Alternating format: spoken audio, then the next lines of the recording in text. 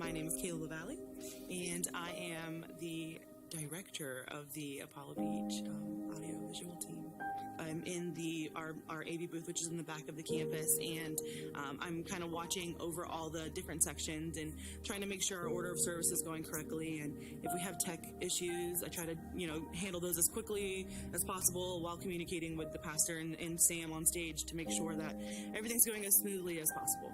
About 6-7 years ago, I experienced a divorce, and I was invited to come to the church, and with a little hesitancy, I ended up coming and got plugged in and just haven't stopped since. The people are really what got me through that hard time in my life. And I was very broken, so I'm still broken, but not as bad.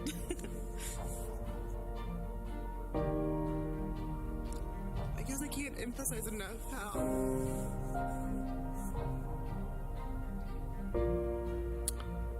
they made me feel important, and that I belonged. And I know they were doing it because I am important to God, and so they were just sharing that with me, but I didn't feel important, and I didn't feel worthy or like I was worth anything, and so, just this large group of people just all of a sudden just ambush you and, just tell you how appreciated you are and how loved you are and how, you have this eternal life that Jesus sacrificed for. And I saw God through people who were serving and pouring into me. And I felt like I need to do that as well. I need to make that chain reaction. Essentially I ended up learning that that's what Jesus wants. Jesus wants us all to pour into each other.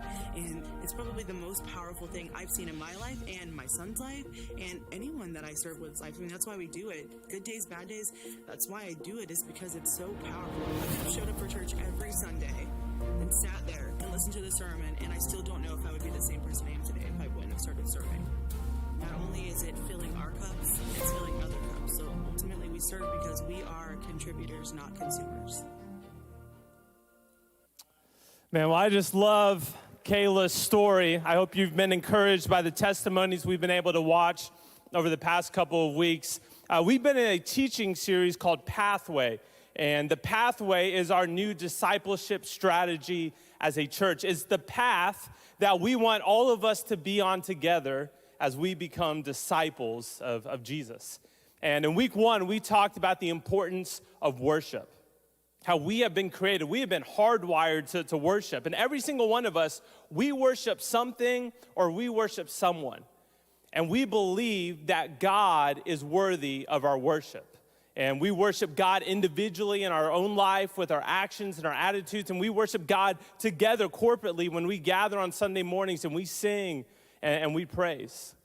Last week, we talked about connect, that God has created us for community, that you and I, we were never meant to follow Jesus on our own. This isn't an individual sport. This is a team effort. And one of the ways that we connect in community with other believers is through life groups, where we surround ourselves with other believers who are there to encourage us and support us as we follow Jesus. And today, in the third part of the pathway, we're going to talk about serve. Now, anytime somebody begins to talk about serving at church, I think the feeling is often, here we go. Maybe even be some eye rolls. And listen, I get that. I totally understand. Because at times, when we talk about things like giving or serving, it can feel like it's just another thing that we're asking you to do, another thing that we're wanting from you, another thing for you to put on your calendar, another thing for you to try to fit in your busy life and your busy schedule. I totally understand that. But listen, I want to be up front with you this morning. Now, our desire is to see everybody who is connected at Shoals, that this is their church home, to see them serving in some capacity. Whether it's through a ministry here at our church, whether it's through missions, we want to see everyone who's connected to Shoals serving in some capacity. But it's not because we want something from you. It's not because we just have a bunch of slots that we need filled with people so that we can keep doing what we're trying to do here at Shoals. It's because we want something for you. And we truly believe that God's best for you is for you to serve, because you have been created, you have been designed by God to serve, to be a contributor, to jump in and be a part of the game. So this morning, what we're going to do is we're going to look at a passage that I really believe reveals God's heart for you and I to serve. So if you have your Bibles, if you have your iPhones, I'd encourage you to open up to Matthew chapter 20. Matthew chapter 20, that's where we're going to spend our time this morning. And let me provide a little bit of context as to what's going on here. Jesus is traveling to Jerusalem for what will be his final trip there. He knows that in a matter of days, he's going to be betrayed, he's going to be arrested, and he's going to be crucified. He knows what's coming. And before they travel into Jerusalem, Jesus, he gathers his disciples, his followers together and says, hey, we've got to have a meeting. And Jesus, you can read it, it's crazy. He gives them literally a play-by-play of what's about to happen, of what's going to unfold. He tells them, we're going to go into the city, they're going to welcome us, they're going to celebrate us, but then they're going to turn on me. And I'm going to be arrested, I'm going to be handed over, I'm going to be beaten, I'm going to be killed, and 3 days later, I'm going to come back to life. Like, he spells it out in that level of detail for these guys. But they clearly are not listening. They're clearly not paying attention. Because look at the very next thing that happens after Jesus tells them, hey, I'm about to go die and come back to life. Verse 20, it says this. Then the mother of Zebedee's sons, that's talking about James and John, two of Jesus' closest disciples. The mother of Zebedee's sons came to Jesus with her sons and kneeling down asked a favor of him. Now, my daughter Monroe, she starts school tomorrow here at the academy. She's 2 years old. It'll be her first time in school. And I know tomorrow morning my wife is going to get up early and she's going to get my daughter dressed and do her hair all cute and pick out some shoes that will look real good. And she'll pack her little lunchbox and get her backpack ready. They'll load her up in our minivan. We're a minivan family now. Like, we're a legit family now. We've got the minivan. And they're going to drive to school. And when they get here, she's going to help her get out of her car seat and put her little backpack on and hand her a lunchbox and hold her hand. They're going to walk up together. And I know my wife, she's going to get some first day of school pictures for Instagram. Even if my daughter's having an absolute meltdown, she'll make it look like this magical moment. And she'll take her to class. She'll drop her off. She'll check in with her teacher and make sure she gets settled in. And listen, that is perfectly acceptable. That is perfectly normal because my daughter is 2 years old. My wife should be taking care of her and walking her to class. Now, in a few days, I'm starting a new position at our Apollo Beach campus. And I've got a new commute I've got to figure out with the traffic patterns. And I've got a new office that I need to get settled in at. And I've got new coworkers I need to get to know that I'm going to be working with. But you know what I'm not going to be doing on my first day of work? Bringing my mom with me. Like, she's not going to pick me up that morning at my house and swing through Starbucks together and get me my favorite drink and walk me into my new desk and go and meet my boss and make sure I'm okay. And you know why she's not going to do that? Because I'm 30 years old. Like, that would just be weird. I would probably be fired day one if I brought my mom into work. Listen, these two grown men, James and John, bring their mommy to work. And they have her go to their boss, Jesus, and make a request on their behalf. They have her speak on their behalf right after Jesus has just told them, look, I'm about to be killed and come back to life. And listen to how Jesus responds. I love this. He says, what is it you want? I'm sure he's thinking, like, seriously? Like, this is a joke, right? Like, you're having your mom come and make a request? Like, can you not speak for yourself? Okay, what do you need? What do you want? And listen to how she responds. She says, grant that one of these two sons of mine may sit at your right and the other at your left in your kingdom. You see, up until this point, Jesus' closest followers and disciples, they were convinced that Jesus was here to establish a kingdom here on earth. That he was going to raise up some army that he would overthrow the Roman Empire that had been oppressing them for years, that he would restore Israel to its place of prominence, and that Jesus was going to establish himself as the new king, the new emperor. And they were going to be there when it all went down. Like they were going to be with Jesus when he took power, when he became king. And these 12 disciples, they're all vying for the top spot. Like they want to be the number one, the number two when Jesus becomes king. And James and John and their mom are making this request to Jesus. Hey, when you become king, can we be your top guys? And listen to what Jesus says. He says, you don't know what you're asking. You don't know what you're talking about. Can you drink the cup that I'm going to drink? We can, they answered.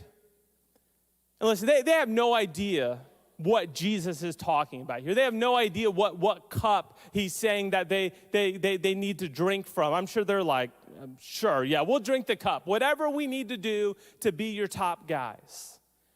But what is Jesus talking about here? What is this cup that he's saying they would have to drink from? Jesus is talking about the cup of suffering that he's getting ready to endure. He knows that in just a few days, he is going to experience physical pain, physical suffering on the cross.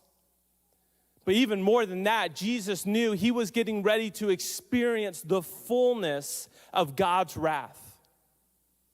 As he took on the weight of all sin, of all mankind from throughout human history, he knew that his Father would turn his face from him. He would experience the fullness of God's wrath poured out on the sins of the world. He's saying, can you drink from that cup? And they're like, sure, of course we can. Listen how Jesus responds. He says, you will indeed drink from my cup. You're going to follow me. You're going to suffer. You have no idea what you are stepping into. But to sit at my right or left, that's not for me to grant. These places belong to those for whom they have been prepared by my Father. Listen, I have no business giving out these top spots. I can't promise you anything. And then look what happens. When the other 10 heard about this, they were indignant with the two brothers. So the other 10 disciples, they catch wind of the conversation that James and John have just had with Jesus. And they're not happy. Like they're really upset. And they're not upset because they feel like what Jesus has asked for or what the James and John have asked Jesus for is inappropriate. They're upset because James and John asked first. And James and John played the mom card. And they're like, are you kidding me? They got to him first. They brought their mom. How are we going to top that? And they confront James and John. They begin to argue and bicker and fight with one another. They're like, I can't believe you would do that. And Jesus, he catches wind of what's going on. He overhears them. And listen to what happens. Verse 25. Jesus called them together and said, you know that the rulers of the Gentiles, they lord it over them. And their high officials exercise authority over them. He says, guys, come on. You know how it works in our world. You've seen the way that the Roman officials, the military officials, the government officials, you've seen how they operate, how they use their power and their authority to their own advantage. They use it to control people. They use it to have people serve them and meet their needs. You've seen the way they've abused their power. You've probably even been on the receiving end of it. You know how they lead. You know how they operate. But listen to what he says. Not so with you. Instead, whoever wants to become great among you must be your servant, and whoever wants to be first must be your slave. He says, guys, that's not how it's going to work in my kingdom. If you're going to follow me, it's going to be different for you. In my kingdom, whoever wants to be great must be a servant. Whoever wants to be first, whoever wants to have that top spot next to me, they must first become a slave. Following me is a race to the back of the line. Like, we're going to do things differently than the way you've seen things done. And here's why. Here's your motivation for this. Jesus ends by saying this, verse 28. Just as the Son of Man, talking about himself, did not come to be served, but to serve, and to give his life as a ransom for many. He says, you know I don't lead the way that the Roman officials do. I don't use my power and my authority to my own advantage. In fact, I have not come to even be served at all. I'm not here to be worshiped. I'm not here to be served. I have come to serve. I have come to give of my life as a ransom for you, as a ransom for many. He says, I'm going to lead different than anyone you've ever seen before. And if you're going to follow me, I expect you to do the same. You know, the Apostle Paul, he reflects on the life of Jesus and this idea of Jesus being a servant. And listen to what Paul writes in Philippians chapter 2. He says this, he says, in your relationships with one another, have the same mindset as Christ Jesus, who, being in the very nature of God, meaning being God in flesh, did not consider equality with God something to be used to his own advantage. Instead, he made himself nothing by taking the very nature of a servant, being made in human likeness, and being found in appearance as a man, he humbled himself by becoming obedient to death, even death on a cross. Paul is saying that Jesus, the Son of God, God in flesh, the man who was worthy of all praise, all honor, the man who should have been served, who should have been worshiped, he took the nature of a servant. He made himself nothing. He humbled himself and he poured out his life on the cross for your sins and for my sins. And now, as his followers, as his disciples, as those who claim to believe and trust in Jesus, we have been commanded, not recommended, not suggested, we have been commanded to adopt that same attitude, that same mindset. To recognize that we do not exist to be served. We don't exist to have our needs met. We exist to serve. We have been called to humble ourselves, to lower ourselves, to pour out our lives for the sake of others. And this is how we say it at Bell Shoals. We serve because we are contributors. We're not consumers. We believe that as followers of Jesus, we are called to be contributors, not just consumers. You see, a consumer is only focused on themselves. A consumer asks questions like this: how can my church benefit me? How can my church meet my needs? How can my church feed me? What can my church do for me? How can they serve me? How can they be a blessing to me and my family? A consumer is focused on themselves and their own needs, but a contributor is focused outward. Rather than asking, how can my church serve me? A contributor asks, how can I be a blessing to my church? How can I meet the needs of the people around me? How can I make a difference? How can I serve? A contributor is focused outwards. We serve because we are contributors. We are not just consumers. You know, one of the things that I love most about Bell Shoals is that our church has a heart to serve. And that's not just a tagline. Like, our church truly has a heart to serve. There are so many people in our church who have caught this vision to serve, who understand that we have been blessed in order to be a blessing. Like, we're not just gonna sit on the sidelines, have our needs met, be served by others. No. We're gonna jump in the game and we're gonna serve others. We're gonna meet the needs of others. We're gonna be the hands and the feet of Jesus. And I want to provide just a few examples of what this looks like at Bell Shoals, how we are a church that serves. You know, just over the past couple of months, or over summer, we sent several mission teams out, both locally here in Orlando and to other countries. And people from our church gave up a week of their time, many of them using vacation time, to go and to serve other people, to be a blessing, to share the message of Jesus, to be the hands and feet of Jesus. Our life groups, our adult life groups here at Bell Shoals, they partner with local ministry partners. And at least twice a year, our adult life groups, they go and they serve these local ministries like Choices, who are making a difference in the community. And our life groups come alongside them to make a difference in our community. You know, we just wrapped up our For Our Teachers initiative. And our church, between all of our campuses, filled a massive Penske truck full of supplies to go and to bless elementary school teachers who would normally have to purchase these supplies on their own. You know, there are a couple of people connected to our church, people like Patty Rendon, who's running for school board, Michael Owen, who's running for county commission, who are trying to serve our community on biblical principles, on godly principles. They're trying to make a difference. Our Real Hope Pantry, every Wednesday, right here on campus, sees dozens and dozens of families come through. And they provide them with free food, essential goods. They pray for them. They share the gospel with them. And every month, 500 families come through our Real Hope House and are blessed by our church and our people.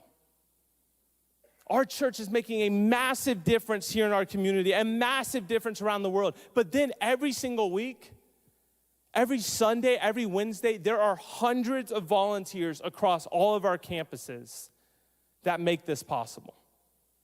We have our connections team that is greeting people in the parking lot, opening doors for people, helping people find where to take their kids. We have our Next Gen team that love and serve on our babies, our kids, our middle schoolers, our high schoolers on Sunday morning and Wednesday night. We have our adult life groups. We have leaders who prepare a lesson every week, who spend time connecting outside of their small group, who are loving on the adults in their group. We have our worship and production team that pulls off our incredible services every week. Every week, hundreds of volunteers give up time to make a difference, to serve.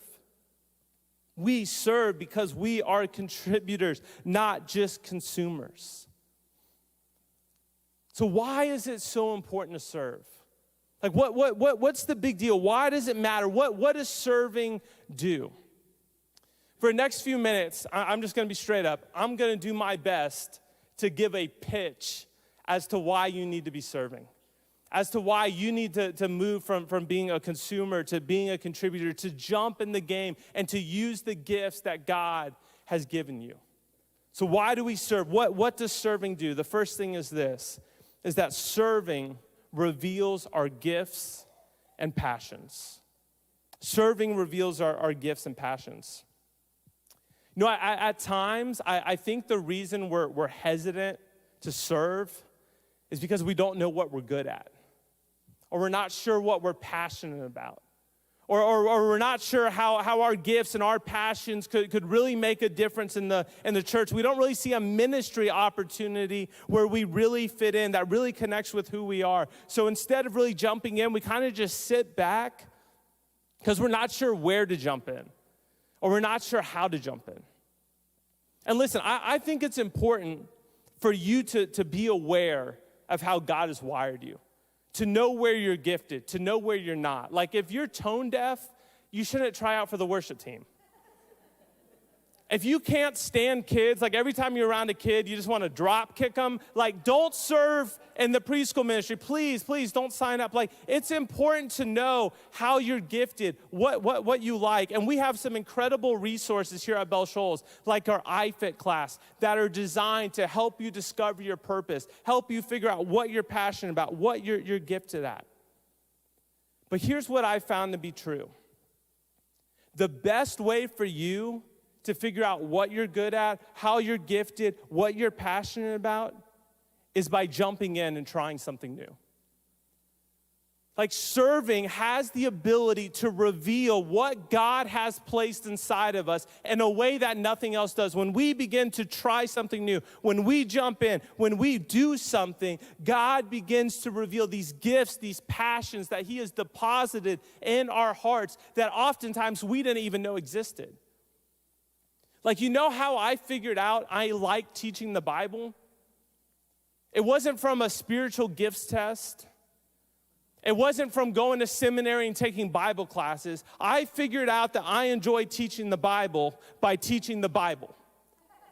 Like, I started teaching the Bible in a small group and realized, wow, there is this gift, this passion that God has placed inside of me that I didn't even know existed until I tried something new.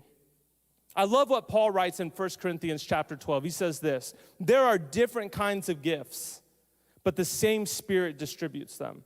There are different kinds of service, but the same Lord. There are different kinds of working, but in all of them and in everyone, it is the same God at work. Listen, there are so many different ways for you to serve here at Shoals, so many different ways for you to make a difference. And God has uniquely equipped each and every one of you to make a difference. God has given you special gifts, special passions that he desires to use for his kingdom. And if you're not sure what those are or how those may connect to our church or to ministry or to missions, my encouragement to you would be to serve, to jump in, to try something new, to figure it out. Because as you serve, God will begin to reveal more and more of who he has created you to be. Serving reveals our gifts and passions. Secondly is this: serving is a catalyst for growth. You see, the whole point of the pathway is spiritual growth. The whole point is making disciples, helping us to become more like Jesus. And when we gather together to worship, when we sing, when we hear God's word taught, that certainly helps us grow in our faith. And when we connect in community, when we're a part of a life group, when we're doing life with other believers, that helps us to grow in our faith. But I believe that serving has the unique ability to grow our faith so quickly in a way that nothing else can. Because serving, what it does is it pours gas on the fire. And when we serve, what we're doing is we are stepping outside of our comfort zone. And growth does not happen when we're comfortable. When we just attend the service, or we just go to our life group with our friends and we're comfortable and we're safe, growth slows. But when we step out of that comfort zone, we begin to be stretched, we begin to be pulled, and we have to begin to rely and depend on God in a way that we haven't before. We're forced to have even greater faith. Like you want to grow in your faith? Go on a mission trip. Like leave this country with one of our teams, go on a mission trip. We take students on mission trips, and it is unbelievable to see the growth that can take place in like 7 days. I mean, day one we get there, and we're saying, hey, we're going to go up to these strangers that don't speak our language and take a translator, and we're going to start a conversation with them, and we're going to tell them about Jesus. And their eyes are just like, oh, wait, what are we doing? I thought we were on like vacation. I didn't think we were going to have to talk to strangers. And day one, the adults do most of the talking. But by middle of the week, end of the week, our students are sharing their faith with these complete strangers in another country. It grows them incredibly. You want to grow in your faith? Get plugged in with our kids ministry. Like say, man, I'm going to lead one of our kids' life groups. I'm going to help out with kids' worship. I'm going to put myself in a situation that's going to grow me, that's going to stretch me. You want to grow in your faith? Give up a week during your summer and serve at VBS. Serve at kids camp. Serve at summer camp. You want to grow in your faith? Join our connections team and strike up a conversation with a stranger on a Sunday morning. Listen, if you are stalled out and just kind of stagnant in your faith, it may be because you're missing this serve piece. Jump into something that's going to stretch you, that's going to grow you, that's going to cause you to rely and depend on God in a way that you haven't before. Serving is a catalyst for growth in our life. And finally, number 3, serving is a multiplier. Serving is a multiplier. When I was in high school, my small group leaders here at Shoals, they played a critical role in my spiritual development. My high school years were by far the most difficult years of my life. My dad passed away very early on in my freshman year of high school. And really for the rest of high school, I just was walking through this process of grief, trying to process all these different emotions, trying to process the hurt, the anger, the frustration. And I was really forced to figure out what I believed. Like I had grown up in a Christian home. My parents loved the Lord. I knew the Bible. I understood salvation. But at 15 years old, I had to make a decision like, what do I really believe? Am I really going to follow Jesus? Is my parents' faith going to become my faith? And as I'm wrestling through this grief process, as I'm asking these questions about faith, it was during this time that my small group leaders here at church really began to step up in my life. And they became a constant source of support and encouragement during those years in high school. And for my small group leaders, it was so much more than just a Sunday morning thing. Like, obviously, I'd show up here on Sunday morning for life groups, and they'd be there to lead the group. But these small group leaders, they were touching base with me outside of church. They were texting me. We'd meet up for coffee. We'd grab lunch together. They were spending time with me. They were investing in my life. And God used them in my life during my high school years to lead me to a point of true surrender, where I was finally willing to surrender my life to Jesus, to go all in, to make my parents' faith my own. And to this day, I still have a relationship with all of my small group leaders from high school. So as I was getting ready to graduate high school, I started to think through, okay, what's my church involvement going to look like in college? And now that I'm graduating from the student ministry, what's my church involvement going to look like? And I was going to USF, and I was living at home, so I decided, what, I want to stay connected here at Shoals. I'll go to worship on Sunday morning. I'll plug in with the college ministry. But because of the difference my small group leaders had made in my life, I decided, I want to try to serve as a small group leader. I want to invest back in a ministry that has changed my life. So I reached out to our student pastor at the time and say, hey, when the new school year starts, I would love to serve as a small group leader. And I remember my first Sunday morning serving as a group leader in the student ministry. I got placed with a group of 9th grade boys. There were probably 8 to 10 of them, and I was leading completely by myself. Like, no co-leader. I'm 19 years old. These guys are 14, 15 years old, and I had no idea what I was doing. Had never led a small group before, had really hardly ever taught the Bible before, and I remember that first Sunday morning, we spent the entire time talking about whether or not dinosaurs are in the Bible.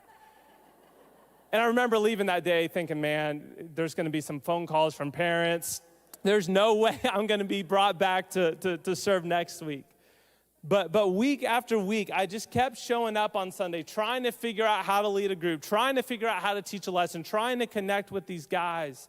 And here's what happened. I started to love it. I started to look forward to it. Like, as soon as it was over on Sunday, I was already looking forward to next Sunday. Like, it was the highlight of my week every single week. And I loved it so much that I started serving on Wednesday nights with these guys.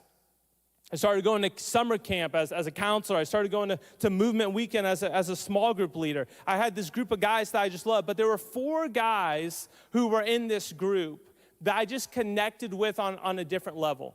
Obviously, I loved all the guys in my group. I just had this special connection with this group of 4 guys. And we started spending time together outside of Sunday and outside of Wednesday. We'd grab lunch after church. We'd get together to watch some football games. And I ended up walking all the way through their high school years with them as their small group leader. Freshman year all the way through senior year. And it was during this time, as I was leading this small group, that God began to reveal in my life this calling to full-time ministry, this calling to student ministry. And about a year after these guys graduated high school, God opened some doors pretty miraculously for me to return to Shoals and begin serving as the student pastor. And the first thing I did in my first week was call these 4 guys and say, you got to come serve with me. You've got to come be a part of this. And over the past 6 years, these 4 guys have been key leaders in our student ministry. They've been there on Sunday mornings. They've been there Wednesday nights. They've been there at summer camp. They've been there at movement weekend. They have made an incredible difference in the student ministry. And they've gone from being just students of mine to some of my closest friends in life. In fact, I've got a picture of them this morning. This is us at Josh's wedding. I'm on the left, and we have Caleb, Logan, Josh, and Zach. These were the 4 guys who are in my small group who have served with us, close friends to this day. But here's why I tell you all this. Here's the coolest part of this story. These 4 guys who have been serving are now seeing guys that have been in their small group start to serve as small group leaders. Like these guys that they have poured their life into, that they have invested in, are now turning around and investing back into the student ministry. And we now have 4 generations of serving. My small group leaders invested in my life. I invested in the life of these 4 guys. These 4 guys have been investing in dozens and dozens of students, and now they have students who are beginning to serve as small group leaders as well. Listen, the entire student ministry today has been impacted by my small group leaders. Like God has used their obedience, their willingness to say yes, their willingness to serve. And He has multiplied it year after year after year. You know, I think oftentimes we overestimate the impact that we can make in a week or in a month or in a semester. We feel like we should be able to jump into something and see immediate results. And then when we start serving, we start doing something and we don't see results right away in the first week, in the first month, we start to grow frustrated. And we feel like what we're doing, it's not making a difference. It doesn't matter. We feel like, man, I'm just watching kids on Sunday morning. It doesn't matter. Or I'm just holding a door. It doesn't matter. I'm just singing a song on stage. It doesn't matter. I'm just holding a camera. It doesn't matter. We overestimate the difference that we can make in a short amount of time, but we underestimate what God can do in a year.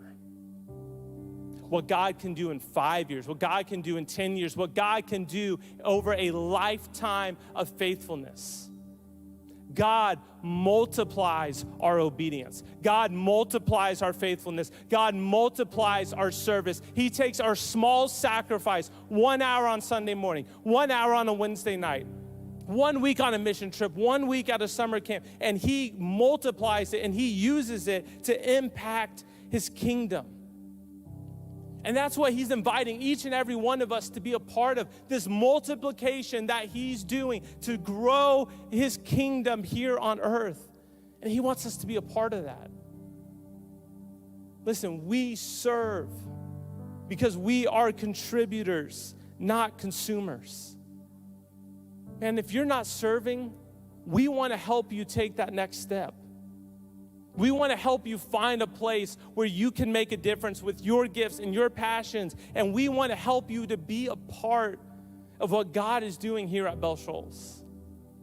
So I want to give you just a few ways that you can do that. If you're starting to sense, you know what, serving is my next step. I'm willing to get in the game. Here's a few ways you can do that. The simplest one is this, is to text Shoals to 77411. Shoals to 77411. It's up here on the screen. You can fill out the Connect card, say you want to serve. You can put where you're interested in serving. You can leave it blank and say, I don't know. You can reach out that way. You can connect with one of our ministry leaders who's over a ministry that you may be interested in. You can connect with somebody from our connections team at one of our high tops after service. But we want to help you to be a part of what God is doing because we believe God's best for you involves you serving because you have been designed. You have been created to serve, to make a difference, and to be a blessing.